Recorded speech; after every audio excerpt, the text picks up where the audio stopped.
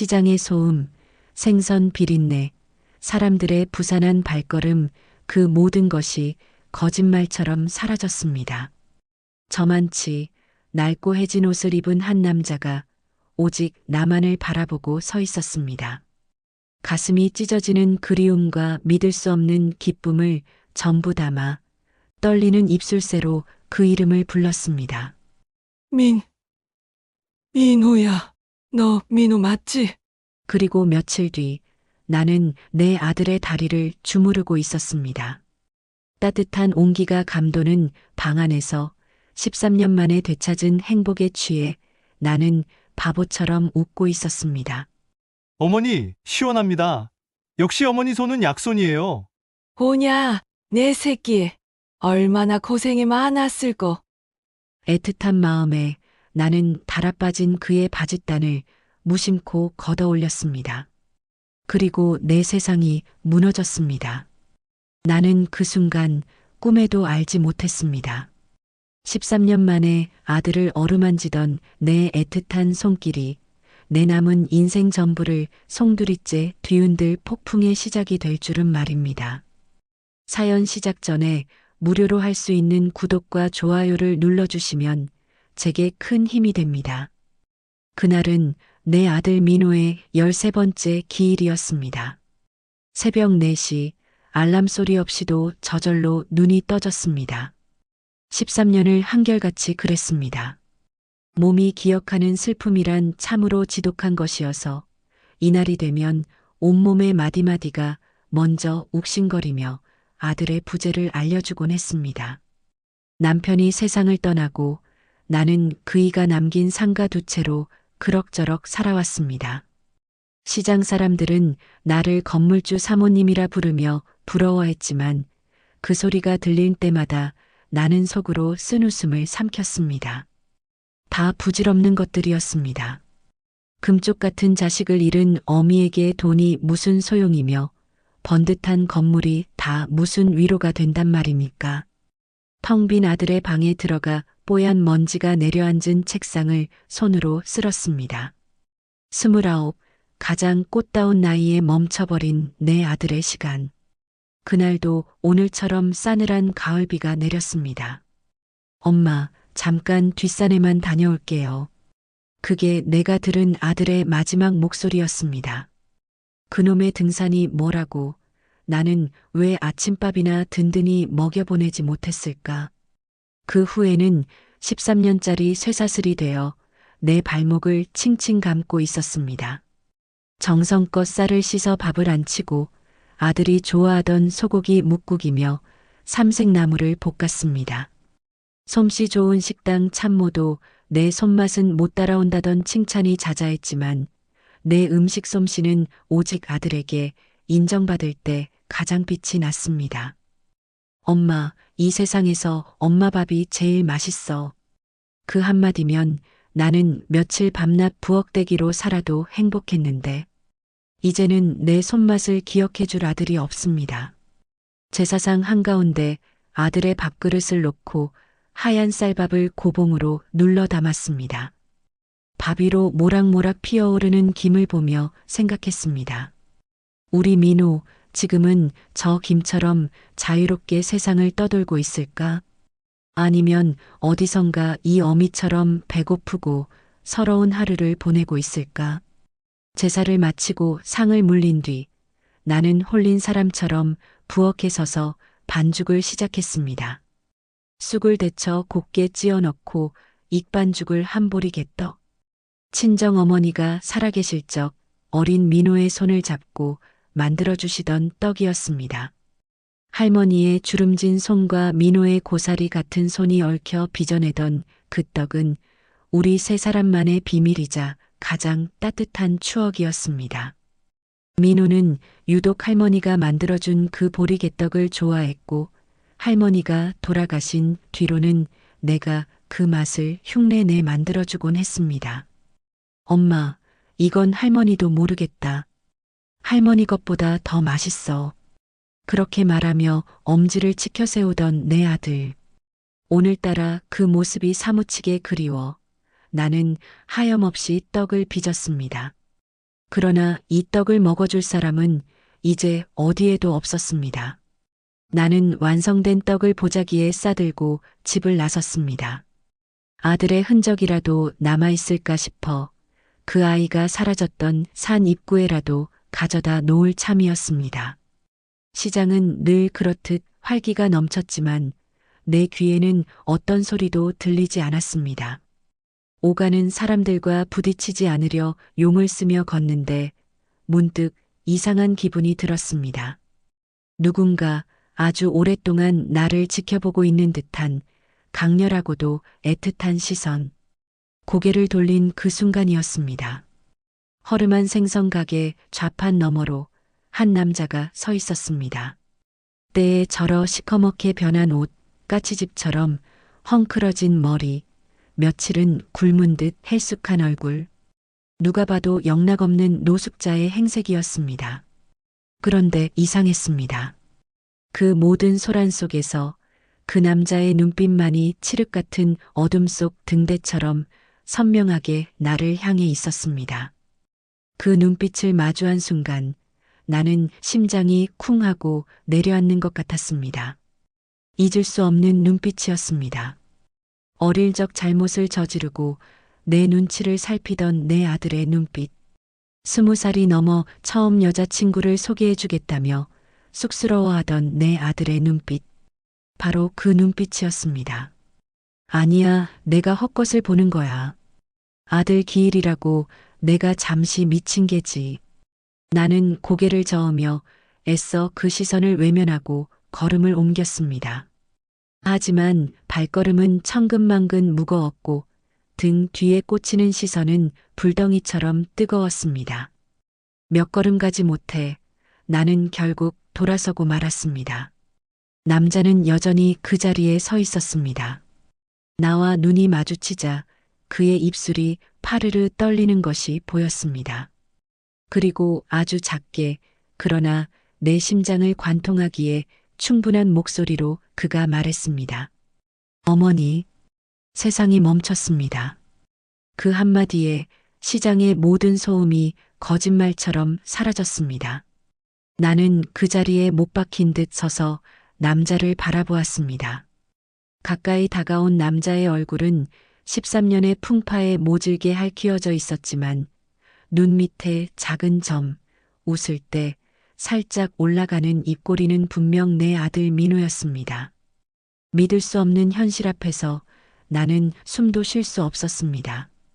혹시 내가 아들을 너무 그리워한 나머지 닮은 사람을 착각하는 것은 아닐까? 아니면 나를 노린 파렴치한 사기꾼은 아닐까? 머릿속이 하얗게 엉켜버린 그때 남자가 떨리는 목소리로 다시 입을 열었습니다.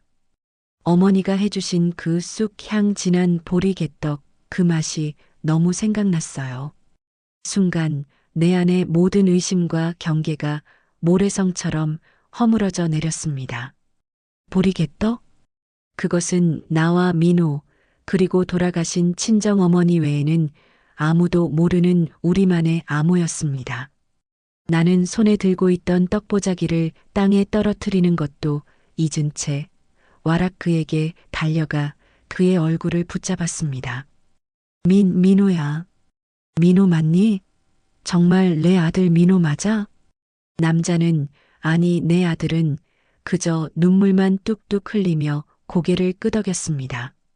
기억을 잃고 오랫동안 세상을 떠돌았다고 그러다 시장에서 나를 본 순간 거짓말처럼 모든 기억이 되살아났다고 아들은 횡설수설 이야기했습니다. 나는 더 이상 아무것도 묻지 않았습니다.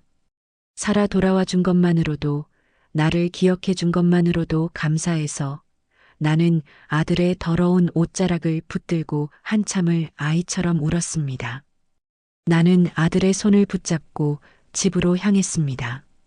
동네 사람들의 수군거림과 의심의 눈초리가 느껴졌지만 아무 상관 없었습니다. 내 아들이 죽은 줄 알았던 내 아들이 지금 내 옆에 있었습니다. 집에 도착하자마자 나는 서둘러 아들을 욕실로 이끌었습니다. 민호야, 어서 들어가 씻어라. 엄마가 따뜻한 물 받아놓고 새 옷 꺼내 놓을게. 나는 장롱 깊숙한 곳에서 한 번도 입지 않은 새 속옷과 지금은 세상에 없는 남편의 옷가지 중 가장 편안해 보이는 것을 꺼내 욕실 문 앞에 가만히 놓아두었습니다. 문틈으로 새어나오는 물소리를 들으며 나는 저 물줄기가 지난 13년의 묵은 때뿐만 아니라 내 아들이 세상 속에서 겪었을 모든 서름과 아픔까지 모조리 씻어내 주기를 간절히 기도했습니다.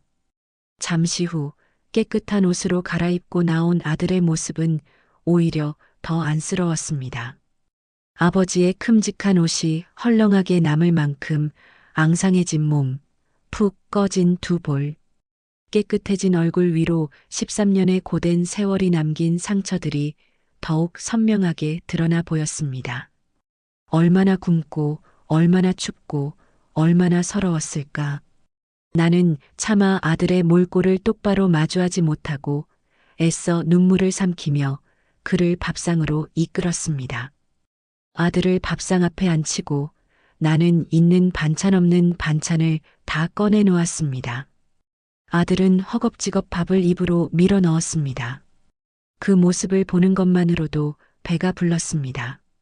나는 아들이 먹는 모습을 너클 잃고 바라보다 아침에 만들었던 보리개떡을 꺼내 주었습니다.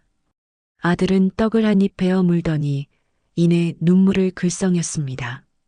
이 맛이에요. 어머니가 해주시던 바로 이 맛이에요. 나는 더 이상 참지 못하고 아들을 끌어안았습니다. 13년의 텅 비었던 내 우주가 다시 별들로 가득 채워지는 기분이었습니다. 모든 슬픔과 그리움이 눈 녹듯 사라지고 나는 13년 만에 처음으로 깊은 평온을 느끼며 잠이 들었습니다. 내 아들이 바로 옆방에서 숨쉬고 있었습니다. 이제 더 이상 바랄 것이 없다고 나는 그렇게 생각했습니다. 아침 햇살이 창문을 은은하게 통과해 제 눈꺼풀 위로 내려앉았습니다.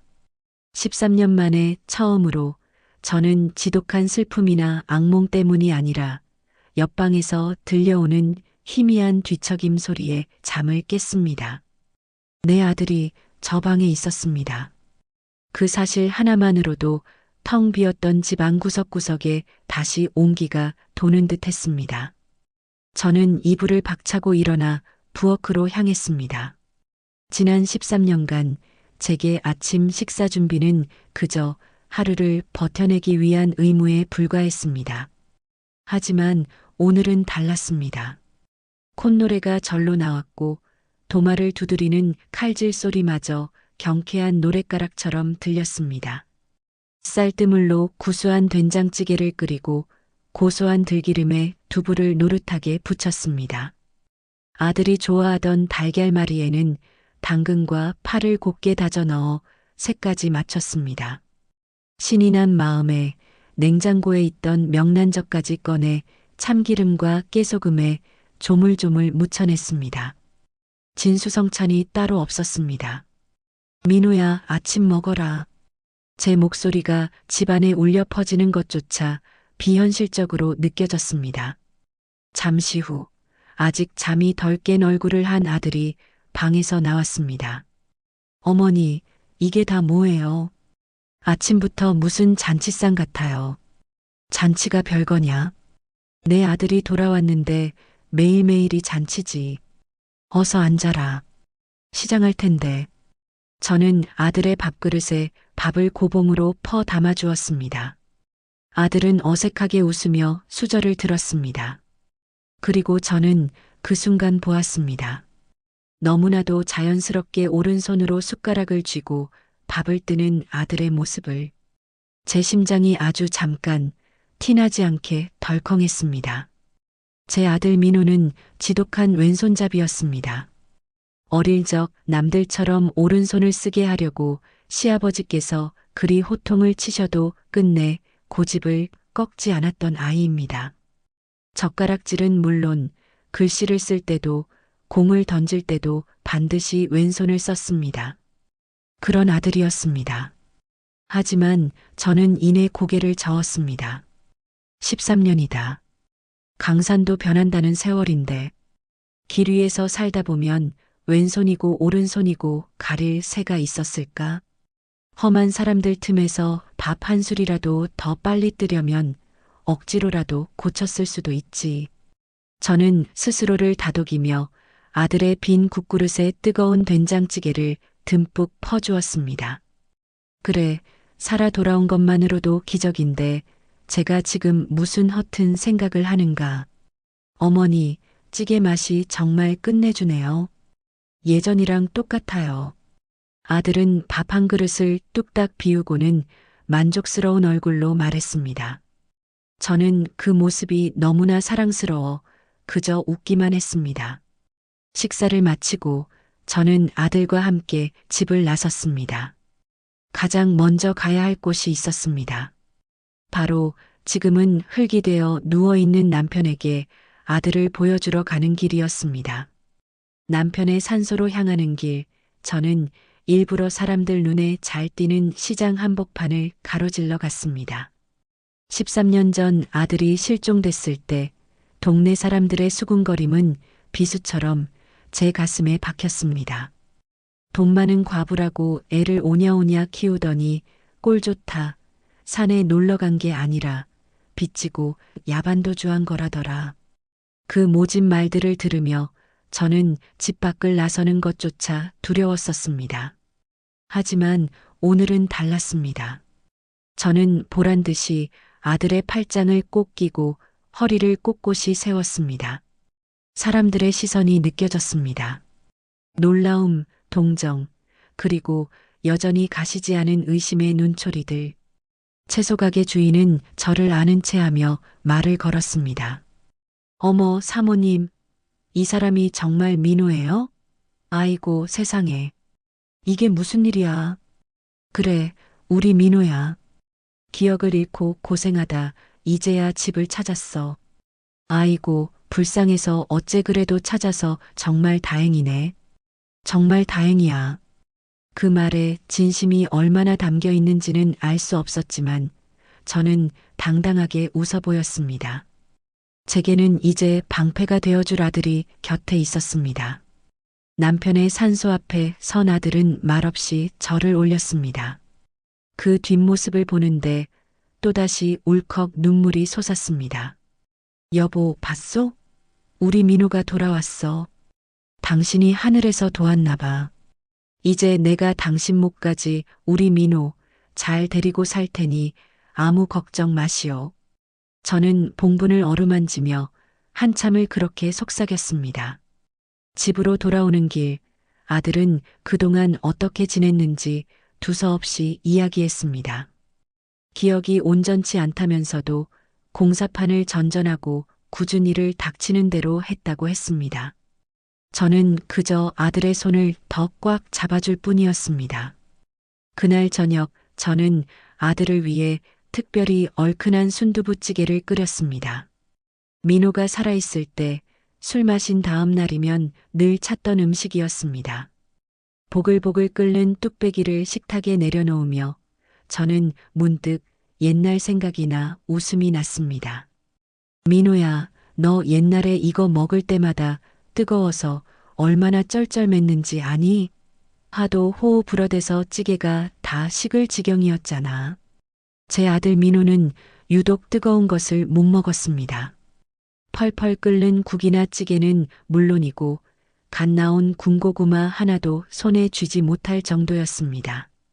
성질 급한 남편은 그런 아들을 보며 사내 자식이 계집애처럼 그까짓 걸 못 먹냐고 핀잔을 주기도 했었습니다. 그랬나요? 하도 오래전 일이라. 아들은 멋쩍게 웃으며 숟가락을 들었습니다. 그리고는 뚝배기에서 막 끓어오르는 용암처럼 시뻘건 순두부를 크게 한술 떠서 그대로 입안에 넣었습니다. 아무렇지도 않게 눈 하나 깜빡하지 않고 인상 한번 찌푸리지 않고 그저 우물우물 씹어 삼켰습니다. 순간 제 손에 들려있던 숟가락이 쨍그랑 소리를 내며 바닥으로 떨어졌습니다. 아들의 시선이 동그래져 저를 향했습니다. 어머니, 왜 그러세요? 어디 안 좋으세요? 아니다. 내가 잠깐 손에 힘이 빠졌나 보다. 저는 황급히 떨어진 숟가락을 주워 싱크대에 던져 넣었습니다. 그리고 태어난 척 새 숟가락을 가져와 아들 앞에 놓아주었습니다. 하지만 제 심장은 아까와는 비교도 안 될 만큼 세차게 방망이 질치고 있었습니다. 아니야. 길거리에서 살다 보면 뜨거운 밥, 차가운 밥 가릴 처지가 아니었겠지. 허겁지겁 먹다 보니 체질이 바뀐 걸 수도 있어. 그래, 굶주림이 사람을 그렇게 만든 게야. 저는 애써 고개를 끄덕이며 밥을 입으로 가져갔습니다. 하지만 밥알이 모래알처럼 까끌거려 도저히 넘어가지 않았습니다. 오른손잡이, 그리고 뜨거운 것을 아무렇지 않게 먹는 입. 사소하지만 그 두 가지는 결코 제 아들 민호의 것이 아니었습니다. 그날 밤 저는 잠을 이룰 수 없었습니다. 옆방에서는 아들의 고른 숨소리가 들려왔습니다. 저는 가만히 일어나 아들의 방문을 아주 조금 열어보았습니다. 어둠 속에서 새근새근 잠든 모습은 영락없는 제 아들이었습니다. 저렇게 평온한 얼굴을 하고 있는데 제가 지금 무슨 부질없는 의심을 품고 있는 것인가. 저는 조용히 문을 닫고 제 방으로 돌아왔습니다. 그리고 장롱 깊숙한 곳에 넣어둔 낡은 앨범을 꺼냈습니다. 앨범을 펼치자 유치원 재롱잔치 때 왼손으로 꽃다발을 들고 있던 아들의 모습, 초등학교 입학식 날 왼손으로 제 손을 꼭 잡고 있던 아들의 모습이 차례로 나타났습니다. 그리고 마지막 장 군대 가기 전 친구들과 찍은 사진 속에서 아들은 왼손으로 V자를 그리며 환하게 웃고 있었습니다. 저는 앨범을 가슴에 품고 중얼거렸습니다. 이 늙은이가 노망이 들었구나. 못난 생각을 하는구나. 돌아와 준 것만으로도 하늘에 감사해야 할 판에 왼손이든 오른손이든 그게 뭐가 대수라고. 다 세월 탓이지. 험한 세월이 내 아들을 이렇게 바꿔놓은 게지. 그럼 당연하고 말고. 저는 스스로를 몇 번이고 타일렀습니다. 그리고 억지로 눈을 감았습니다. 하지만 제 마음 한구석, 차갑고 딱딱한 돌멩이 하나가 더 이상 녹지 않고 버티고 있다는 것을 애써 외면할 수는 없었습니다. 밤새 뒤척이다 뜬 눈으로 아침을 맞았습니다. 제 마음속에 박혀버린 차가운 돌멩이는 밤사이 더욱 크고 무거워져 제 숨통을 짓누르는 듯 했습니다. 아니야, 내가 늙어서 헛생각을 하는 게야. 저는 잠에서 깨자마자 거울 앞에 서서 제 자신에게 주문을 외우듯 중얼거렸습니다. 그날 저는 굳이 더 밝게 웃으려 애썼습니다. 마음속 의심을 떨쳐내기 위한 저 혼자만의 사투였습니다. 저는 아들의 손을 붙잡고 시내에서 가장 큰 백화점으로 향했습니다. 민호야, 세상에. 이 옷 좀 봐라. 이게 다 뭐냐? 어서 들어가서 옷부터 좀 사입자. 우리 아들, 이제부터는 이 어미가 세상에서 제일 멋진 옷만 입힐 거다. 저는 억지로 아들을 끌고 값비싼 신사복 매장으로 들어갔습니다. 하지만 아들은 어색해하며 자꾸만 뒷걸음질 쳤습니다. 어머니, 괜찮아요. 전 그냥 있던 옷 입어도 되는데 이런 비싼 옷은 저한테 안 어울려요. 무슨 소리냐? 옷이 날개라는 말도 몰라? 우리 아들이 누군데? 이리 와봐. 엄마가 골라주는 걸로 한번 입어봐라. 저는 제 아들 민호의 취향을 똑똑히 기억하고 있었습니다. 민호는 화려한 것보다는 점잖고 단정한 스타일을 좋아했습니다. 특히 푸른색 계열의 셔츠가 아주 잘 어울렸습니다. 저는 당연하다는 듯이 점원에게 푸른색 셔츠와 베이지색 면바지를 가져다 달라고 했습니다. 하지만 아들은 제가 고른 옷을 보더니 난감한 표정을 지었습니다. 어머니, 저는 이런 색깔 말고요. 혹시 저기 저런 건 없을까요? 아들의 손가락이 향한 곳에는 검은색 바탕에 번쩍이는 용무늬가 그려진 제가 평생 한번 사입을 생각도 해본 적 없는 요란한 티셔츠가 걸려 있었습니다. 제 심장이 또 한 번 덜컥 내려앉았습니다. 하지만 저는 이내 표정을 감추고 웃으며 말했습니다. 아이고, 우리 아들. 고생하더니 취향이 확 바뀌었네. 그래, 그것도 한번 입어보자. 우리 아들이 입으면 뭔들 안 어울리겠냐. 저는 아들이 옷을 갈아입는 동안 억지로 웃고 있었지만 손바닥에는 축축하게 식은 땀이 배어 나왔습니다. 제 아들 민호는 저런 옷은 쳐다보지도 않던 아이였습니다. 그날 저녁 집으로 돌아오는 길에 아들이 다리를 절뚝이기 시작했습니다. 어머니, 죄송해요. 제가 길에서 오래 살아서 그런지 다리가 자꾸 쑤시네요. 어이구, 그걸 왜 이제 말해? 진작 말했어야지. 어서 들어가자. 들어가서 엄마가 좀 보자. 저는 아들을 부축해 소파에 앉혔습니다. 13년의 세월 동안 저 앙상한 다리로 얼마나 험한 길을 걸어 다녔을까. 그 생각에 또다시 가슴이 미어졌습니다. 제 마음속에 피어오르던 모든 의심들이 아들의 고통 앞에서는 부끄러운 죄책감으로 변했습니다. 이리 내봐라. 엄마 손이 약손인 거 알지? 어릴 때 내가 배 아프다 그러면 엄마가 쓸어주기만 해도 낫는다고 했잖아. 저는 웃으며 아들의 다리를 제 무릎 위에 올려놓았습니다. 그리고 정성껏 주무르기 시작했습니다. 딱딱하게 굳은 종아리 근육, 거북이 등껍질처럼 거칠어진 피부, 애틋하고 안쓰러운 마음에 저는 조금이라도 더 제 온기를 전해주고 싶었습니다. 어머니, 시원합니다. 역시 어머니 손은 약손이에요. 오냐, 내 새끼. 얼마나 고생이 많았을꼬. 저는 아들의 엄살 섞인 목소리에 기분이 좋아져 달아빠진 그의 바짓단을 무심코 걷어 올렸습니다. 아들의 여윈 다리를 조금이라도 더 보듬어주고 싶은 그저 애틋한 어미의 마음이었습니다.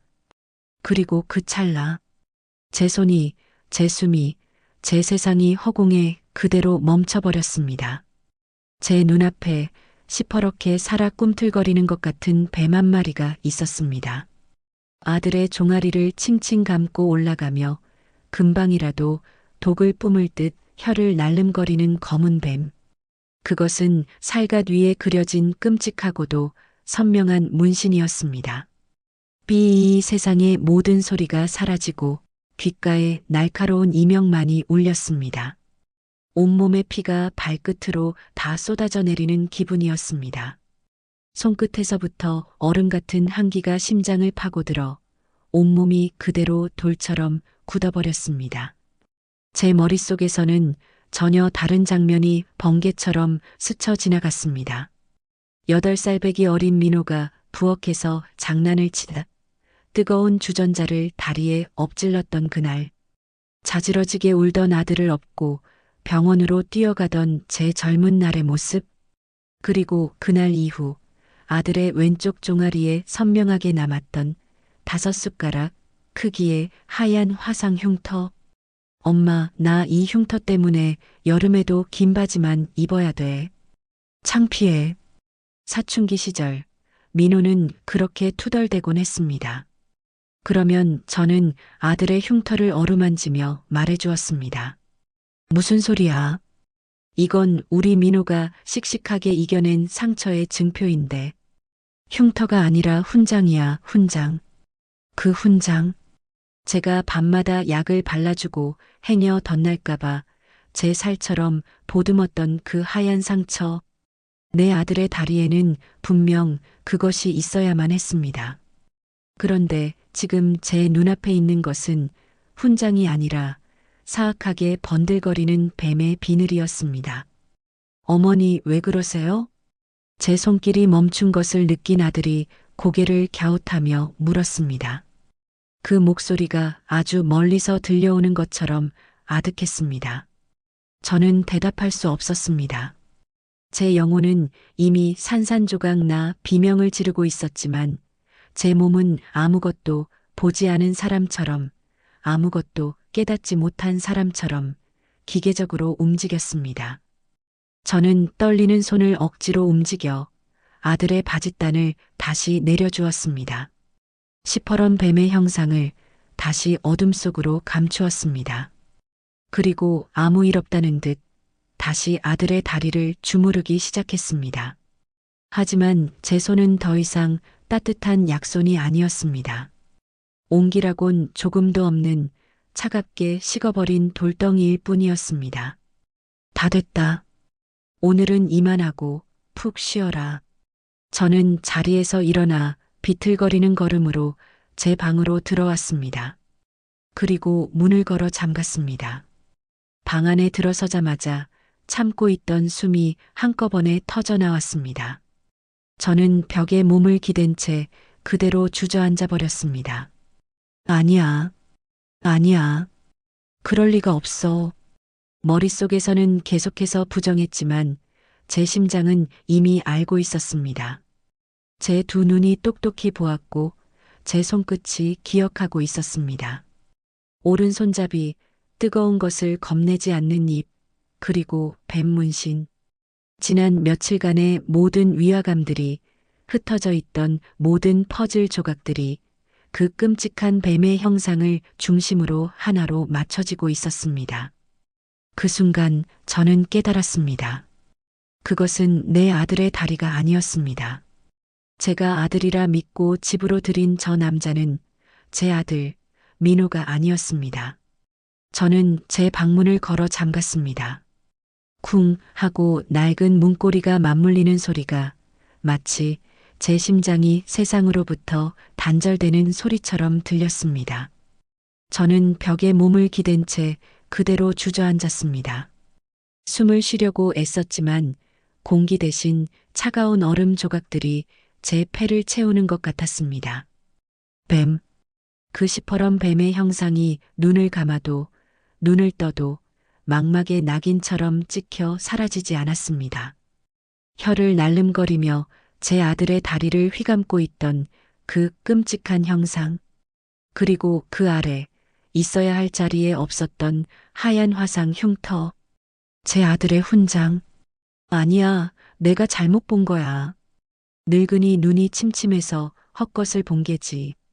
그림자가 그렇게 보였을 수도 있어. 저는 어린아이처럼 고개를 저으며 스스로를 속이려 했습니다. 하지만 그럴수록 뱀의 형상은 더욱 선명해졌고 지난 며칠간의 모든 기억들이 예리한 칼날이 되어 제 심장을 난도질했습니다.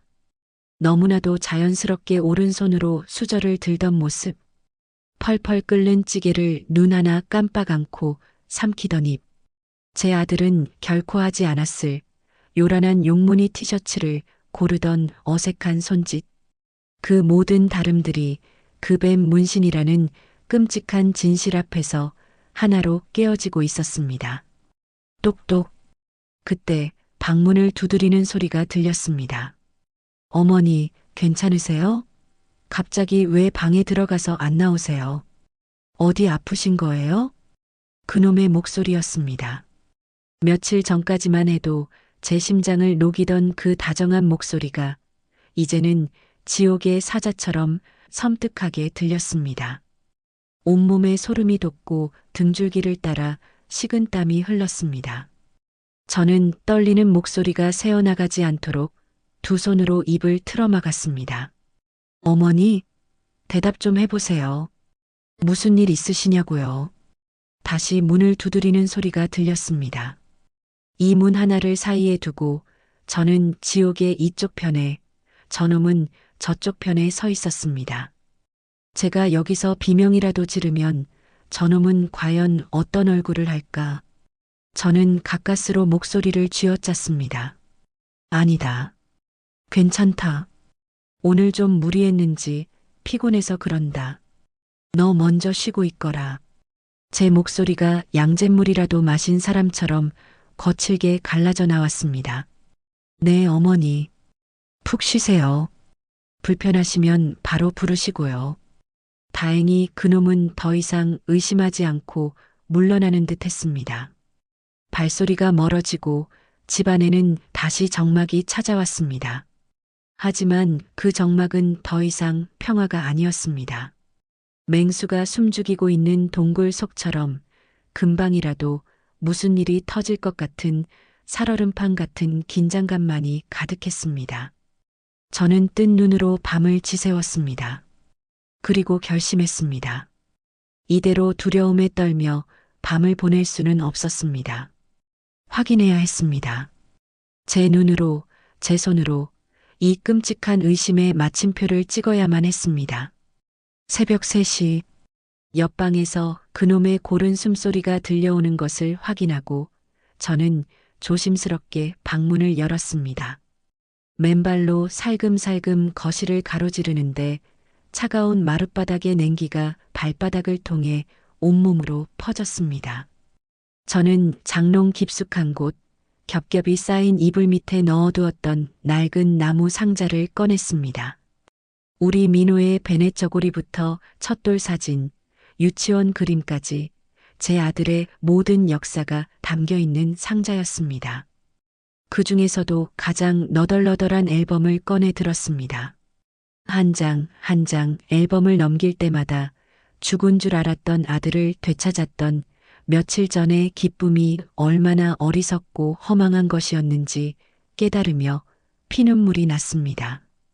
여기 돌잡이 때 왼손으로 붓을 잡고 환하게 웃던 아기 민호가 있었습니다. 여기 초등학교 운동회 때 왼손으로 공을 던지고 있던 개구쟁이 민호가 있었습니다. 그리고 여기 제 어깨에 기대 왼손으로 삐뚤빼뚤하게 엄마 사랑해요라고 썼던 카드를 들고 있던 10살배기 민호가 있었습니다. 저는 떨리는 손으로 마지막 페이지를 넘겼습니다. 20살 여름 친구들과 바다에 놀러가서 찍은 사진이었습니다. 까맣게 그을린 민호가 반바지를 입고 해맑게 웃고 있었습니다. 그리고 그의 왼쪽 종아리에는 마치 하얀 조개 껍데기처럼 생긴 선명한 화상 흉터가 있었습니다. 그래, 이거였어. 이 흉터였어. 저는 사진 속 흉터를 손톱 끝으로 긁어보았습니다. 마치 그렇게 하면 진짜 흉터가 만져지기라도 할 것처럼 제 눈에서 뜨거운 눈물이 앨범 위로 툭툭 떨어졌습니다. 이제 더 이상 의심의 여지가 없었습니다. 그놈은 제 아들이 아니었습니다. 제 아들의 모든 것을 훔친 파렴치한 사기꾼이었습니다. 그렇다면 저놈은 누구인가? 대체 어떻게 우리만 아는 보리개떡 이야기까지 알고 있었던 것인가? 그 순간 제 머릿속에 퍼뜩 스치는 것이 있었습니다. 그놈의 가방. 시장에서 처음 만났을 때부터 지금까지 그놈은 잠을 잘 때조차 그 낡아빠진 가방을 머리맡에 두고 잤습니다. 마치 제 목숨처럼 소중하게. 저 안에 모든 답이 있을 것이다. 슬픔이 가시고 그 자리에 차가운 분노와 함께 섬뜩한 결심이 고개를 들었습니다. 저는 앨범을 품에 안고 소리 없이 옆방으로 향했습니다. 삐걱 소리를 낼까봐 문고리를 쥔 손에 힘이 들어갔습니다. 달빛이 창문으로 스며들어 잠들어 있는 그놈의 얼굴을 희미하게 비추고 있었습니다. 평온해 보이는 그 얼굴이 이제는 악마의 가면처럼 보였습니다. 가방은 역시나 그놈의 머리맡에 놓여 있었습니다. 저는 숨을 죽이고 한 걸음 한 걸음 다가가 유령처럼 손을 뻗어 가방을 낚아챘습니다. 심장이 터질 것처럼 뛰었지만 손끝은 얼음장처럼 차가웠습니다. 가방을 들고 제 방으로 돌아와 문을 잠그고 나서야 저는 참고 있던 숨을 몰아쉬었습니다. 가방의 낡은 지퍼를 여는데 손이 부들부들 떨렸습니다.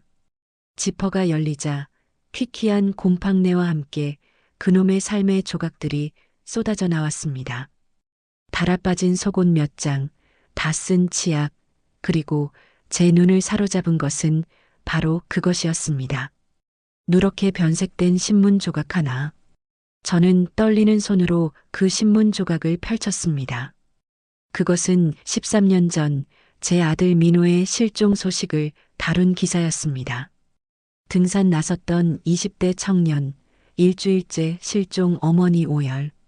기사에는 제 아들의 사진과 함께 제가 인터뷰했던 내용이 그대로 담겨 있었습니다. 어릴 적 할머니와 함께 만들던 보리개떡을 좋아했는데 그 떡이라도 실컷 먹여보냈으면. 제 목소리가 그대로 활자가 되어 박혀 있었습니다.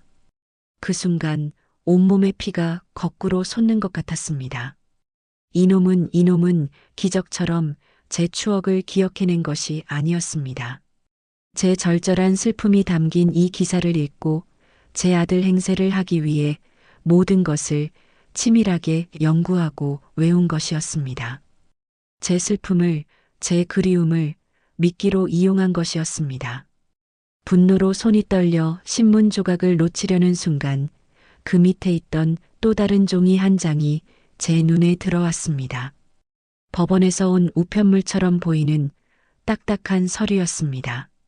보호관찰 통지서. 거기에는 제 아들의 이름이 아닌 낯선 이름 석자가 적혀 있었습니다. 호. 생년월일도 주소도 모든 것이 달랐습니다. 그리고 죄명란에는 제 눈을 의심하게 만드는 두 글자가 선명하게 박혀 있었습니다. 사기. 저는 저도 모르게 비명을 삼키며 입을 틀어막았습니다. 모든 것이 명확해졌습니다. 제 앞에 나타난 기적은 처음부터 존재하지 않았습니다. 그것은 제 전 재산을 노리고 접근한 정가자 사기꾼이 설계한 잔인하고도 치밀한 연극이었습니다. 제 아들의 죽음마저, 제 모정마저 자신의 탐욕을 채우기 위한 도구로 이용한 인간의 탈을 쓴 악마였습니다. 그 순간 제 눈에서 흐르던 눈물이 거짓말처럼 뚝 그쳤습니다. 뜨겁게 끓어오르던 분노가 오히려 칼날처럼 차갑게 식어내렸습니다. 슬픔도 억울함도 두려움도 사라졌습니다. 그 모든 감정이 사라진 텅 빈 자리에 오직 한 가지 생각만이 선명하게 떠올랐습니다. 용서 못해. 절대 용서할 수 없어. 저는 조용히 일어나 잠들어 있는 그놈의 방문을 다시 열었습니다. 그리고 어둠 속에서 평온하게 잠든 그 짐승의 얼굴을 한치의 흔들림도 없는 차디찬 눈으로 내려다보았습니다. 내 놈이 감히 내 아들의 이름을 더럽혀? 내 놈이 감히 이 어미의 가슴에 2번이나 대못을 박아? 좋다. 내가 시작한 이 잔인한 연극, 끝은 내가 맺어주마. 내가 탐내는 이 모든 것을 내 놈의 지옥으로 가는 뱃사크로 만들어주마. 반드시 내 손으로. 다음 날 아침 해는 어제와 똑같이 떠올랐지만 저는 더 이상 어제의 제가 아니었습니다. 밤새 제 영혼을 짓누르던 슬픔의 죄는 모두 털어냈습니다. 그 자리에는 차갑고 단단한 강철 심장만이 남아 복수의 순간을 기다리며 조용히 박동하고 있었습니다. 저는 거울 앞에 서서 제 얼굴을 보았습니다. 늙고 주름진 연약해 보이는 늙은이의 얼굴. 저는 거울 속의 저를 향해 희미하게 웃어 보였습니다. 그래, 이 얼굴이야. 이 얼굴이 이제부터 너의 가장 강력한 무기가 될 것이다. 저는 평소보다 1시간이나 일찍 일어나 부엌으로 향했습니다. 어젯밤 지옥의 문턱까지 다녀온 사람이라고는 믿기지 않을 만큼 제 손놀림은 차분하고 정확했습니다. 푹 우려낸 멸치 육수로 북엇국을 끓이고 그놈이 좋아하던 달걀말이를 도톰하게 부쳤습니다. 만약 제 손에 독약이 있었다면 저는 지금 이 북엇국에 그것을 탔을까요? 아니요. 그런 편안한 죽음은 제 아들의 이름과 제 모정을 짓밟은 저 짐승에게는 너무나 과분한 사치였습니다. 저는 저놈이 자신이 가진 가장 소중한 것을 제 손으로 직접 내놓고 가장 행복한 순간에 나락으로 떨어지는 것을 봐야만 했습니다. 민호야, 일어나 아침 먹어라. 어젯밤에 잠은 잘 잤니? 제 목소리는 제가 듣기에도 놀랄 만큼 다정하고 따뜻했습니다. 어떠한 의심이나 불안의 그림자도 찾아볼 수 없는 아들을 향한 사랑으로 가득 찬 어머니의 목소리. 제 스스로도 소름이 돋을 정도의 완벽한 연기였습니다. 잠이 덜 깬 얼굴로 나온 그놈은 진수성찬으로 차려진 아침상을 보고는 감동한 표정을 지었습니다. 어머니, 매일 이렇게 안 차려주셔도 되는데 송구스럽습니다. 송구스럽기는. 어서 앉아. 어제 다리가 아프다고 해서 특별히 뼈에 좋다는 북어로 국 끓였다.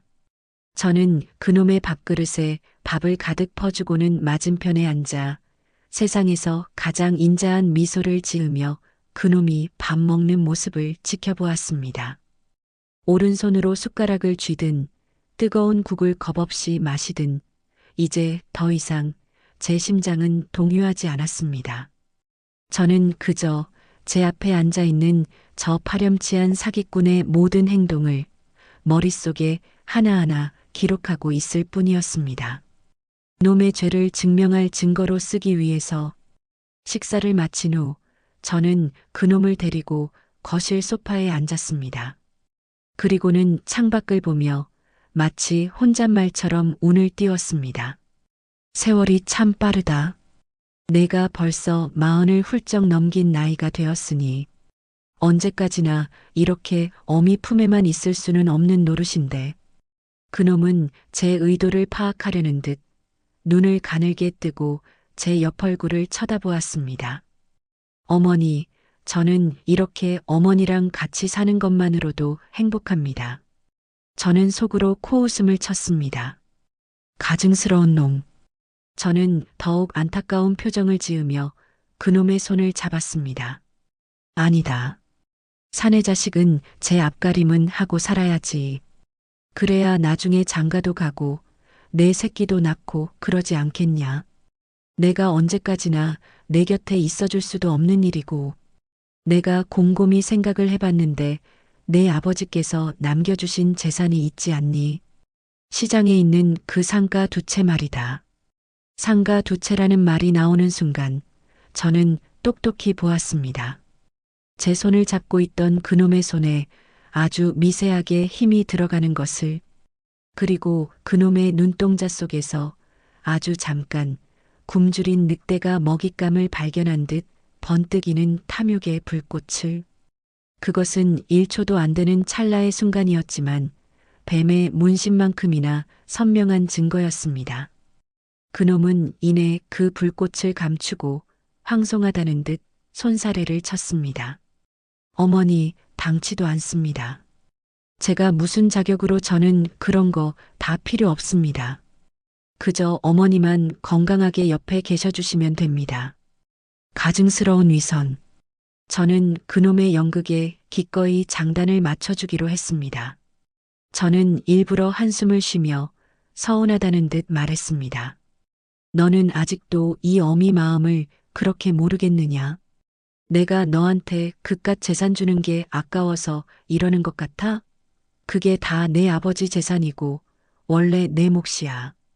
그리고 내가 이제 이 집의 가장인데 번듯한 내 명의로 된 재산 하나쯤은 있어야 어디 가서든 떳떳하게 어깨 펴고 살지 않겠니? 제 말에 그놈은 더 이상 거절하지 못하고 감격에 겨워 어쩔 줄 모르겠다는 표정을 지었습니다. 제 어깨에 머리를 기대며 목이 맨 목소리로 말했습니다. 어머니, 제가 정말 이 은혜를 어떻게 다 갚아야 할지 모르겠습니다. 저는 그놈의 등을 토닥여 주었습니다. 제 손길이 닿는 그 등의 감촉이 역겨워 구역질이 날 것 같았지만 저는 이를 악물고 참았습니다. 그리고 결정적인 한마디를 던졌습니다. 은혜는 무슨, 다 내 복이지. 그러니 조만간 날 잡아서 명예 이전부터 하자꾸나. 도장도 새로 파야겠네. 인감도장 말이다. 그래, 내 놈의 인감도장이 필요하지. 내 놈이 지옥행 계약서에 직접 찍어야 할 그 도장 말이다. 저는 속으로 그렇게 뇌까리며 제 어깨에 기댄 그 짐승의 머리를 세상에서 가장 자애로운 손길로 쓰다듬어 주었습니다. 그날 오후 저는 그놈에게 말했습니다. 민호야, 이렇게 좋은 일이 생겼는데 우리끼리만 조용히 넘어갈 수는 없지. 내가 돌아온 것도 제대로 알리지 못했는데 이번 기회에 친척들이랑 가까운 동네 사람들 다 불러서 큰 잔치를 한번 열자. 우리 아들이 13년 만에 돌아와서 이제 이 집의 주인이 되었다고 내가 온 세상에 자랑을 해야 속이 시원하겠다. 잔치라는 말에 그놈의 얼굴에 숨길 수 없는 화색이 돌았습니다. 이제 모든 것이 자신의 손아귀에 들어왔다고 확신하는 승리자의 교만한 미소였습니다. 어머니께서 좋으시다면요. 저는 뭐든 다 좋습니다. 저는 그 대답을 기다렸다는 듯 환하게 웃으며 자리에서 일어났습니다. 그리고 수화기를 들었습니다. 제 손가락은 한치의 망설임도 없이 제 여동생의 집 전화번호를 눌렀습니다. 뚜루루, 뚜루루 신호음이 가는 동안 저는 제 얼굴이 어떤 표정을 짓고 있는지 거울을 통해 확인했습니다.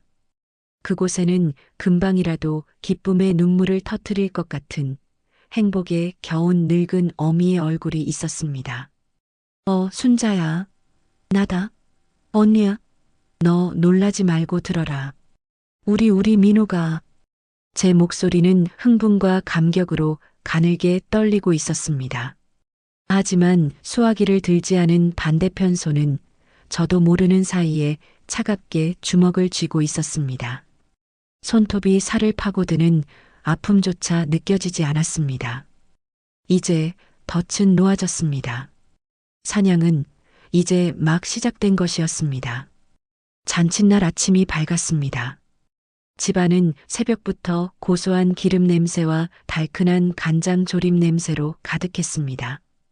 하지만 제게 그것은 기쁨의 냄새가 아니었습니다. 곧 다가올 심판의 날을 위해 피워 올리는 짙고 서늘한 향내와도 같았습니다. 저는 밤새 한숨도 자지 않았지만 조금도 피곤하지 않았습니다. 오히려 정신은 얼음물에 세수라도 한 듯 맑고 차가웠습니다. 갈비는 최고의 한우 암소로 준비했고 잡채에 들어갈 채소는 하나하나 손으로 곱게 채 썰었습니다. 저는 동그랑땡 반죽을 치대고 해물파전을 부치면서 생각했습니다. 이것은 내 아들의 귀환을 축하하는 잔치상이 아니다. 이것은 제 아들의 이름을 도용한 저주받을 놈에게 차려주는 세상에서 가장 화려한 마지막 만찬이다. 어머니, 뭘 그렇게 많이 하세요? 사람 시켜서 하면 될 것을. 그놈 강재호는 소파에 비스듬히 누워 텔레비전을 보며 건성으로 말했습니다. 어느새 이 집의 주인이라도 된 듯한 오만한 말투였습니다. 저는 웃으며 대꾸했습니다. 무슨 소리냐?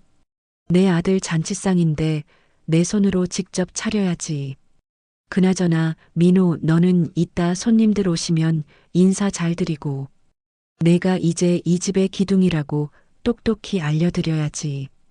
걱정 마세요, 어머니. 제가 다 알아서 잘하겠습니다. 그놈은 제 말을 듣고는 만족스러운 미소를 지었습니다. 저는 그 얼굴을 애써 외면하며 뜨겁게 달궈진 프라이팬 위로 전을 부쳤습니다. 지글지글 기름 끓는 소리가 마치 제 속에서 들끓는 분노의 소리 같았습니다.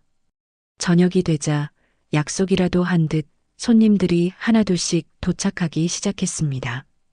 가장 먼저 도착한 것은 제 여동생 순잔의 가족이었습니다. 순잔은 저를 보자마자 달려와 붙들고 울먹였습니다. 언니, 이게 꿈이야 생시야. 정말 우리 민호가 맞아? 아이고, 조카. 얼마나 고생이 많았어. 이모, 와주셔서 감사합니다. 그놈은 언제 준비했는지 말쑥한 정장 차림으로 나타나 사람 좋게 웃으며 인사를 했습니다. 순자는 그놈의 얼굴을 한참이나 뜯어보더니 고개를 갸웃하며 제게 속삭였습니다. 언니, 근데 민호가 옛날 얼굴이 하나도 안 남았네. 고생을 얼마나 했으면 저렇게 변했을까. 그리고 우리 민호, 원래 왼손잡이 아니었어? 날카로운 지적이었습니다. 하지만 저는 이미 예상했던 질문이었습니다. 저는 태연하게 동생의 등을 토닥이며 말했습니다. 오죽했으면 그랬겠니? 13년이야. 죽다 살아난 사람인데 살아 돌아온 것만으로도 고맙지, 안 그러냐? 제 말에 동생은 더 이상 아무 말도 하지 못하고 그저 혀를 찰 뿐이었습니다. 이어서 동네 사람들과 친척들이 집 안으로 쏟아져 들어왔습니다. 제가 가진 상가 건물에 새 들어있는 가게 주인들까지 제가 부를 수 있는 사람은 모두 불렀습니다. 이 잔치는 단순한 축하연이 아니었습니다. 저놈의 죄를 만천하에 고발할 공개 재판정이었습니다. 이 자리에 있는 모든 이들은 그 재판의 증인이자 배심원들이었습니다. 집안은 금세 사람들로 가득 찼고 여기저기서 축하의 말들이 터져 나왔습니다. 그 모든 관심의 중심에 선 그놈은 마치 무대 위의 주인공이 된 배우처럼 의기양양했습니다.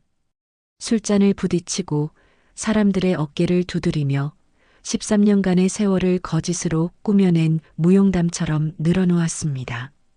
제가 배를 타다가 그만 폭풍을 만나서 기억을 잃고 어느 무인도에서 몇 년을 살았습니다. 그러다 중국 어선에 구조되어서 말도 못하게 고생했지요. 사람들은 그놈의 거짓말에 감탄하고 혀를 내두르며 안타까워했습니다. 저는 그 광경을 잔잔한 미소를 띤 채 그저 지켜볼 뿐이었습니다. 그래, 더 높이 올라가거라. 더 즐기거라. 이 어리석은 놈아. 내가 지금 오르는 그 무대가 실은 내 놈의 단두대인 줄도 모르고. 술이 몇 순배 돌자 그놈은 완전히 자신에게 취해 있었습니다. 어느새 제 남편의 자리에 떡하니 앉아서는 사람들에게 제 재산에 대해 떠벌리기 시작했습니다. 아이고, 우리 어머니께서 이제 저한테 모든 걸 다 맡기시겠답니다. 시장에 있는 그 상가 건물들, 이제 제가 잘 관리해야지요. 오래돼서 손볼 데가 한두 군데가 아니던데 싹 다 뜯어 고쳐서 월세도 좀 올리고 해야겠습니다. 그 말을 듣는 순간 몇몇 친척들의 얼굴이 굳어지는 것이 보였습니다. 하지만 그놈은 아랑곳하지 않고 계속해서 떠들어댔습니다. 이 집도 너무 낡았어요. 조만간 사람 불러서 싹 다 리모델링 해야겠습니다. 우리 어머니, 이제는 대궐 같은 집에서 편히 모셔야지요. 안 그렇습니까, 여러분? 사람들은 억지로 박수를 쳤지만 그 박수 소리는 어딘지 모르게 공허하게 들렸습니다. 저는 그놈의 오만방자한 모습을 제 눈에, 제 마음에 하나하나 새겨 넣었습니다. 저 얼굴, 저 목소리, 저 탐욕스러운 눈빛을 저는 평생 잊지 못할 것입니다. 시간이 흘러 잔치의 분위기가 최고조에 달했습니다. 거실은 사람들의 웃음소리와 술잔 부딪히는 소리로 가득했고 그 중심에서 그놈은 세상을 다 얻은 듯한 표정으로 웃고 있었습니다. 바로 그때였습니다. 저는 조용히 자리에서 일어났습니다. 그리고 맑은 소리가 나는 크리스털 잔에 술을 가득 채워 손에 들었습니다. 제 움직임에 시끄럽던 집안이 조금씩 조용해지기 시작했습니다. 모든 사람들의 시선이 제게로 향했습니다. 저는 하얗게 센 머리를 단정하게 빗어 넘기고 가장 아껴두었던 고운 한복을 차려입은 상태였습니다. 제 얼굴에는 잔잔한 미소가 걸려 있었지만 그 누구도 제 눈동자 속에서 들끓고 있는 차가운 분노의 불꽃은 보지 못했습니다. 저는 천천히 입을 열었습니다. 여러분, 이렇게 바쁘신데도 불구하고 저희 집 잔치에 와주셔서 정말 감사합니다. 제 목소리는 낭낭하고 힘이 있었습니다. 집안은 숨소리 하나 들리지 않을 만큼 조용해졌습니다. 저는 잔을 든 채 사람들의 얼굴을 하나하나 천천히 둘러보았습니다. 그리고 마지막으로 제 앞에 앉아 의기양양한 표정으로 저를 바라보고 있는 그놈 강재호에게 시선을 고정했습니다. 이제 이 지긋지긋한 연극의 막을 내릴 시간이었습니다. 이 잔인한 사기꾼에게 제 아들의 이름으로, 이 어미의 이름으로 가장 혹독한 심판을 내려야 할 시간이었습니다. 저는 잔을 높이 들었습니다. 맑은 술이 담긴 크리스털 잔이 거실의 환한 조명을 받아 영롱하게 빛났습니다. 시끄럽던 집안은 어느새 숨소리 하나 들리지 않을 만큼 조용해졌고 100여 명에 가까운 모든 사람들의 시선이 제게로 향했습니다. 저는 그 모든 시선을 온몸으로 받으며 제 평생 가장 우아하고도 단호한 미소를 지었습니다. 여러분, 이렇게 바쁘신데도 불구하고 저희 집 잔치에 와주셔서 정말 감사합니다. 제 목소리는 떨림 하나 없이 낭낭하게 울려 퍼졌습니다. 저는 잔을 든 채 사람들의 얼굴을 하나하나 천천히 둘러보았습니다. 놀라움, 호기심, 의아함이 뒤섞인 얼굴들. 제 여동생 순자의 걱정스러운 눈빛.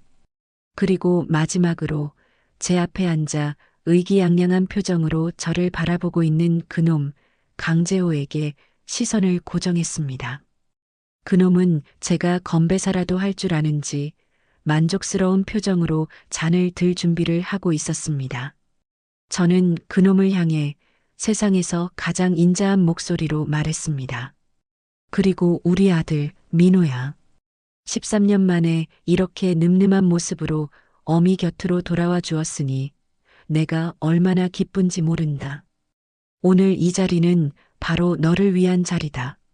자, 다 같이 제 아들 민호의 새로운 시작을 위해 잔을 들어주시기 바랍니다. 위하여. 여기저기서 함성과 함께 박수가 터져 나왔습니다. 사람들은 모두 잔을 높이 들었고 그놈 역시 세상을 다 가진 듯한 표정으로 잔을 치켜들었습니다. 바로 그때였습니다. 저는 제 잔을 부딪히지 않고 그놈의 눈을 똑바로 응시하며 얼음장처럼 차가운 목소리로 말했습니다. 그런데 민호야. 제 목소리에 시끄럽던 분위기가 다시 한번 싸늘하게 가라앉았습니다. 사람들은 무슨 일인가 싶어 저와 그놈을 번갈아 쳐다보았습니다. 그놈 역시 제 차가운 목소리에 의아한 표정을 지었습니다. 저는 제 평생의 모든 분노와 경멸, 그리고 죽은 아들에 대한 절절한 슬픔을 담아 또박또박 물었습니다. 내 왼쪽 다리에 있던 그 흉한 화상 흉터는 언제 이렇게 멋진 뱀 문신으로 바뀌었니? 정적? 바늘 하나 떨어지는 소리조차 들리지 않는 숨막히는 정적이 거실을 가득 메웠습니다. 시간마저 얼어붙은 듯 했습니다. 사람들은 제 말의 의미를 이해하지 못해 어리둥절한 표정이었고 오직 한 사람, 그놈의 얼굴만이 하얗게 아주 새하얗게 질려가고 있었습니다. 방금 전까지 세상을 다 가졌던 승리자의 얼굴은 온데간데 없고 사냥꾼의 덫에 목이 걸린 짐승의 공포 어린 얼굴만이 남아 있었습니다. 그놈은 파르르 떨리는 입술을 가까스로 움직여 쥐어짜는 듯한 목소리로 말했습니다. 어머니, 지금 무슨 말씀을 하시는 겁니까? 문신이라니요. 무슨 말이냐니. 내가 며칠 전 내 다리를 주무르다 똑똑히 보았는데 내 종아리를 칭칭 감고 있던 그 시퍼런 뱀 말이다. 내 아들 민호의 다리에는 8살 때 되어서 생긴 하얀 흉터가 훈장처럼 있었지. 그런 징그러운 뱀 따위가 있지는 않았는데 말이다. 제 말이 끝나자마자 여기저기서 술렁이는 소리가 파도처럼 번져나갔습니다. 사람들의 시선이 일제히 그놈의 다리로 향했습니다. 그놈은 당황한 나머지 자리에서 벌떡 일어나 소리쳤습니다. 아닙니다. 여러분, 속지 마세요. 저희 어머니가 연세가 많으셔서 잠시 헛것을 보신 겁니다. 노망이 나신 거라고요. 노망이라는 말이 제 귀에 비수처럼 꽂혔습니다. 하지만 저는 눈 하나 깜빡하지 않았습니다. 오히려 그놈의 발악이 가소롭다는 듯 차갑게 웃어주었습니다. 내가 늙어서 노망이 들었다? 좋다.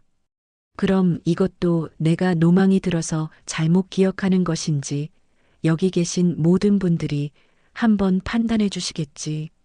저는 천천히 거실 한쪽에 놓아두었던 낡은 앨범을 가져왔습니다. 그리고 모든 사람이 볼 수 있도록 펼쳐 보였습니다. 여기 이 사진을 보십시오. 제 아들 민호가 20살 때 친구들과 바다에 가서 찍은 사진입니다.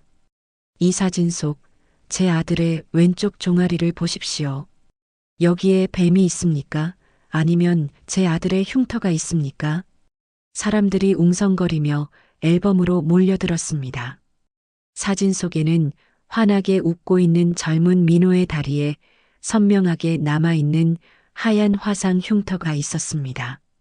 그리고 또 하나, 여기 계신 제 동생도 기억하겠지만 제 아들 민호는 지독한 왼손잡이였습니다.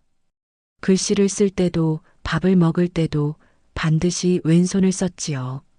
저는 앨범과 함께 가져온 작은 상자를 열었습니다.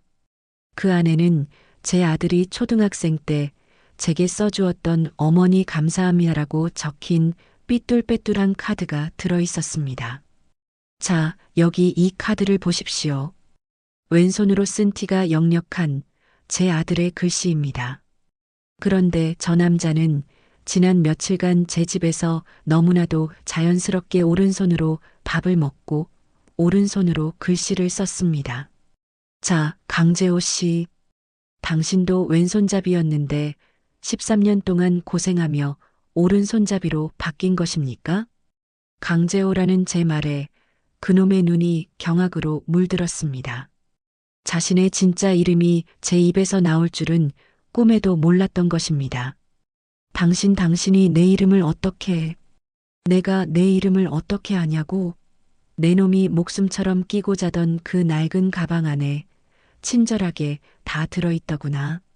저는 제 등 뒤에 숨겨두었던 마지막 증거, 그놈의 가방을 꺼내 들었습니다.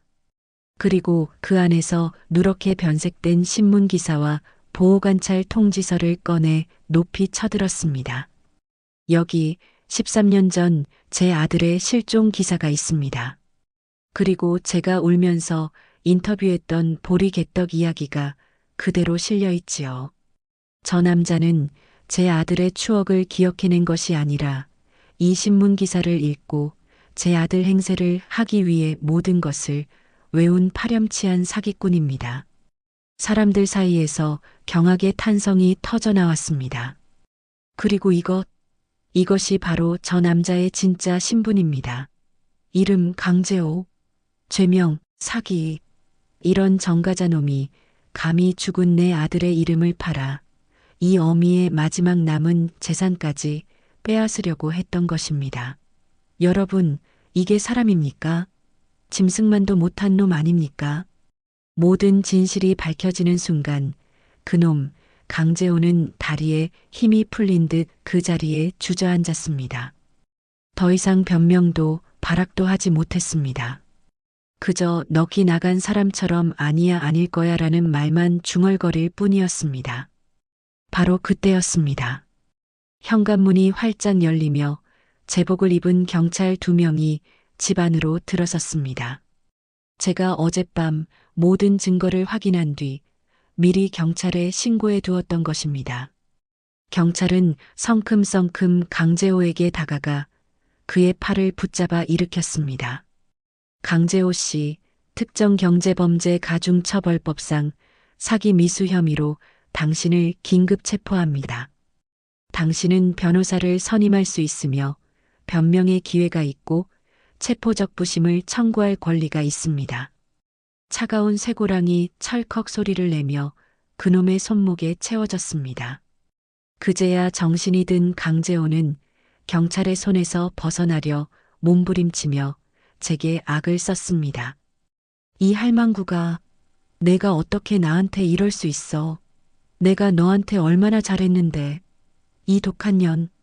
하지만 그의 마지막 발악은 제 여동생 순자가 달려들어 그의 뺨을 후려치는 것으로 끝이 났습니다. 이 천하의 나쁜 놈아.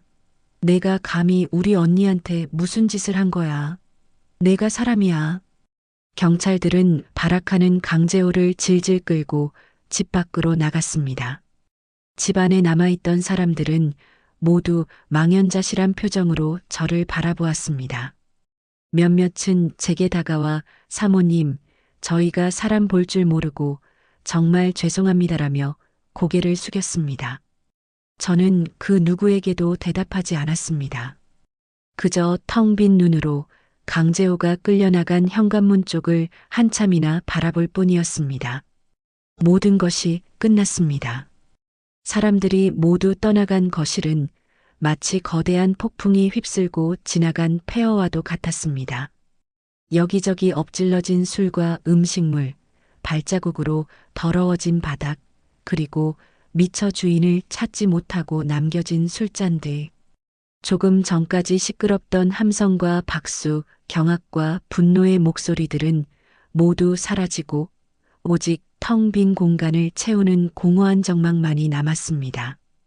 제 여동생 순자는 차마 발걸음이 떨어지지 않는 듯 제 곁에서 어쩔 줄 몰라 했습니다. 언니, 괜찮아? 내가 집 좀 치우고 갈까? 저는 고개를 저으며 동생의 손을 가만히 잡아주었습니다. 아니, 괜찮다. 너도 어서 들어가서 쉬어라. 애들도 놀랐을 텐데. 그래도 언니 혼자 괜찮겠어? 그럼 괜찮고 말고. 이제야말로 정말 괜찮아졌으니 어서 가보거라. 제 단호한 목소리에 동생은 더 이상 고집을 부리지 못하고 걱정스러운 눈빛을 거두지 못한 채 집을 나섰습니다. 현관문이 닫히고 이 거대한 집에 오롯이 저 혼자 남겨졌습니다. 저는 한참 동안 그 폐허의 한가운데에 서 있었습니다. 통쾌함이 지나간 자리에 밀물처럼 허탈함이 밀려왔습니다. 기적이라 믿었던 며칠, 지옥 같았던 또 며칠, 그 모든 것이 마치 하룻밤의 긴 꿈처럼 아득하게 느껴졌습니다. 저는 소매를 걷어붙이고 묵묵히 집을 치우기 시작했습니다. 그놈 강재호가 마시던 술잔을 집어들었을 때 저는 역겨움에 저도 모르게 인상을 썼습니다. 저는 그 잔을 씻지 않고 그대로 쓰레기 봉투에 던져 넣어버렸습니다.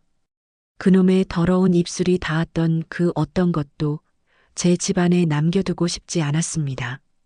화려했던 잔치 음식들은 이제 악취를 풍기는 음식물 쓰레기가 되어 있었습니다. 저는 그것들을 하나하나 검은 봉지에 담으며 제 헛된 기쁨과 어리석었던 믿음도 함께 담아버렸습니다. 청소는 아주 오랫동안 계속되었습니다. 바닥을 닦고 상을 치우고 설거지를 하면서 저는 제 마음에 낀 13년의 묵은 때와 지난 며칠간 들러붙었던 더러운 오물까지 함께 씻어내는 기분이었습니다. 마침내 모든 것이 제자리를 찾고 집안은 다시 이전의 고요함을 되찾았습니다. 하지만 그 고요함은 더 이상 외롭거나 슬프지 않았습니다. 모든 것을 씻어낸 자만이 가질 수 있는 정갈하고 단단한 평온이었습니다. 저는 깨끗해진 집을 한번 둘러본 뒤 조용히 제 아들 민호의 방으로 들어갔습니다. 13년 동안 저는 이 방의 창문을 한 번도 활짝 열어본 적이 없었습니다. 아들의 흔적이 바람에 흩어질까봐 두려웠기 때문입니다. 하지만 오늘 저는 창문을 활짝 열었습니다. 차갑지만 신선한 밤 공기가 방 안으로 밀려들어와 13년간 갇혀있던 묵은 공기를 밀어냈습니다.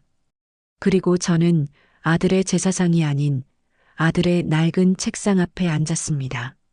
저는 부엌으로 가 아침에 쓰고 남은 쌀로 새로 밥을 지었습니다. 그리고 냉동실에 얼려두었던 마지막 보리개떡을 꺼내 따뜻하게 데웠습니다. 화려한 제사 음식은 아무것도 없었습니다. 그저 이 세상에서 오직 저와 제 아들만이 아는 그 따뜻한 밥 한 공기와 보리개떡 하나, 그것만으로 충분했습니다. 저는 밥그릇과 떡 접시를 책상 위에 올려놓고 그 앞에 놓인 아들의 빛바랜 사진을 가만히 쓰다듬었습니다. 환하게 웃고 있는 20살의 내 아들. 민호야. 나직이 아들의 이름을 불렀습니다. 눈물이 날 것 같았지만 이상하게도 눈물은 나지 않았습니다. 민호야, 엄마가 미안하다. 이 못난 어미가 잠시나마 헛된 꿈을 꾸느라 다른 놈에게 내 이름을 내어주었구나. 내 얼굴을 하고 내 흉내를 내는 그 짐승 앞에서 잠시나마 행복해했던 이 어미를 용서하지 마라. 저는 한참 동안 말을 잇지 못했습니다. 사진 속 아들은 여전히 웃고만 있었습니다. 하지만 민호야, 엄마가 내 이름은 꼭 지켜주고 싶었다. 저런 짐승만도 못한 놈이 감히 내 행세를 하며 이 세상을 돌아다니는 꼴은 눈을 감아도 볼 수가 없었다. 그래서 그랬다. 엄마가 그래서 독해져야만 했다. 내 마지막 자존심까지 이 어미가 지켜줘야만 했다.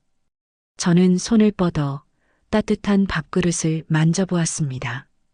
이제 다 끝났다, 내 아들. 나쁜 놈은 벌을 받았고 내 이름은 다시 깨끗해졌어. 그러니 너도 이제는 훨훨 날아가거라. 이 어미 걱정은 조금도 하지 말고 너를 기다리는 내 아버지 곁으로, 내 할머니 곁으로 편안하게 가거라. 엄마는 괜찮다. 이제 정말 괜찮아. 그것은 제 아들에게 건네는 13년 만에 진짜 작별 인사였습니다. 그날 이후 저는 더 이상 아들의 제사상 앞에서 울지 않았습니다. 며칠 뒤 저는 두 상가 건물을 처분하는 대신 그곳에서 나오는 월세 수입으로 민호 장학회라는 작은 재단을 만들었습니다. 집안 형편은 어렵지만 제 아들처럼 산을 좋아하고 꿈을 키우는 젊은이들을 돕는 일이었습니다. 죽은 아들의 이름이 누군가의 희망이 되어 다시 살아나는 것을 보고 싶었습니다. 계절이 몇 번 바뀌고 저는 다시 그 산을 찾았습니다. 13년 전 제 아들을 삼켜버렸던 그 산. 예전에는 그저 원망스럽고 두렵기만 했던 그곳이 이제는 다르게 보였습니다. 아들이 왜 그토록 이 산을 좋아했는지 알 것 같았습니다. 이름 모를 들꽃과 맑은 새소리와 시원한 바람. 저는 아들이 마지막으로 보았을 그 풍경을 천천히 제 눈에 담았습니다. 어쩌면 그 끔찍했던 며칠은 제 아들이 제게 보낸 마지막 선물이었을지도 모릅니다. 13년의 슬픔에 갇혀 한 걸음도 나아가지 못하던 이 못난 어미를 앞으로 나아가게 하기 위한 가장 아프고도 혹독한 처방전. 제 가슴에 박혔던 13년짜리 쇠사슬은 그날 밤 제가 그놈의 가방을 열었던 그 순간 끊어졌습니다. 아들의 빈 방은 더 이상 슬픔의 공간이 아닙니다. 창문을 통해 들어오는 햇살처럼 따스하고 그리운 추억만이 가득한 공간이 되었습니다. 진실한 사랑과 기억은 그 어떤 교활한 거짓으로도 결코 흉내낼 수 없다는 것을 저는 제 남은 생을 통해 증명하며 살아갈 것입니다. 저는 이제 더 이상 과거에 살지 않습니다. 내일이 오는 것을 두려워하지도 않습니다. 그저 내 아들 민호가 사랑했던 이 세상의 아름다운 것들을 하나씩 더 발견하며 오늘을 살아갑니다. 단단하게 그리고 평온하게. 오늘 이야기는 오랜 그리움이 어떻게 한순간의 거짓에 무너질 수 있는지, 그리고 끔찍한 진실 앞에서 한 어머니의 위대한 모성애가 어디까지 강해질 수 있는지를 보여주고 있습니다. 우리 인생에는 누구나 돌이키고 싶은 순간이 있기 마련입니다. 강제호처럼 돌이킬 수 없는 탐욕에 눈이 멀었을 수도 있고, 이야기의 주인공처럼 억울한 배신감과 분노에 사로잡혀 잠 못 이루는 밤을 보냈을 수도 있습니다. 하지만 중요한 것은 그 절망의 끝에서 우리가 어떤 선택을 하느냐입니다. 과거의 상처를 바꿀 수는 없지만 진실을 마주하고 스스로를 지켜낼 용기는 우리 자신을 자유롭게 하니까요. 어쩌면 여러분의 마음속에도 아직 마주하지 못한 진실이나 세상에 외치지 못한 억울함이 남아있을지도 모릅니다. 오늘 주인공의 이야기가 여러분의 마음에 작은 위로와 함께 내일을 살아갈 단단한 용기가 되었기를 진심으로 바랍니다. 앞으로도 여러분의 마음을 울리는 깊이 있는 이야기로 찾아뵙겠습니다. 댓글로 여러분의 생각과 감상도 들려주세요. 여러분의 하루가 따뜻한 위로로 가득하기를 바랍니다. 채널 구독 버튼도 잊지 말고 꼭 부탁드립니다. 감사합니다.